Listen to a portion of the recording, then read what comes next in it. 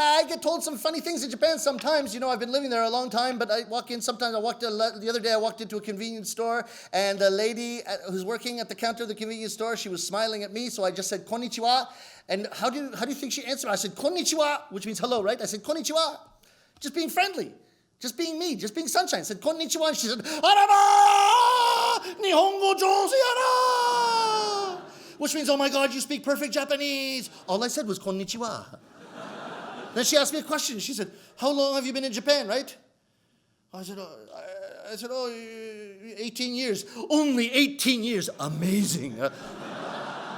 This is fine, being very complimentary. But sometimes the other side of it happens. Sometimes I perform for half an hour, sometimes 1 hour, sometimes 90 minutes, sometimes 2 hours in Japanese. I'm trying my best to make the Japanese audience laugh in Japanese, which is not my first language. I do my best for 2 hours, and then I get the anket or the survey after the show, and the Japanese audience members write me things like, Sunshine-san made 1 or 2 grammatical errors in his Japanese. Please study harder. This was even worse. I studied rakugo in the Osaka tradition. It is only in the Osaka tradition that you will see this table called a kendai and this knee hiding board called hizakakshi, knee hiding board. It's only in the Kansai. So I had lived in Yokohama for 8 years, and then I went to Kansai. I went to Osaka, and then I had to learn Osaka dialect. And it's almost like learning a completely different language. It's all intonations, and it's very sing-songy, and if you get the intonation right, people can feel it. It sounds very weird. So it's a difficult dialect to get your handle on, but I started with thank you. In Japanese, you say arigato, right? In Osaka, you say okini. Want to try it? Okini. You see, it's really fun to speak Osaka dialect.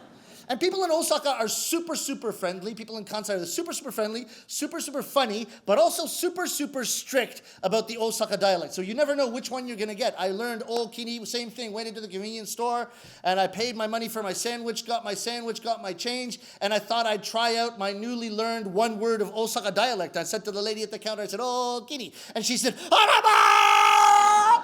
Osaka ben bari bari yana! The same thing, you speak perfect Osaka dialect, one word, right? So then I learned my first story, and I performed my first story, right? In Osaka dialect, right? Konnichiwa! Iteru ka? Konnichiwa! Oh, dare o motta ra o mahangai na. Chotto agari na. Omae no kaa-chan yotta ra erai boy aita hatta de. Ai mo kawarazu shigoto mo senda. Bura. Subi ariteru so ya na. Ikannen de omae mo 20C ni mo natte. Right? Let's just try and do my best with Osaka dialect. For the Osaka audience, it was my first ever performance in Osaka dialect. Only about a 20-minute story at the top of the show. I got comments after the show like this. When Sunshine-san begins to speak Osaka dialect, I feel a little bit seasick. It's very strict. I got an even better one in Osaka. The moment Sunshine-san began to speak, I could tell right away he was not really born in Osaka.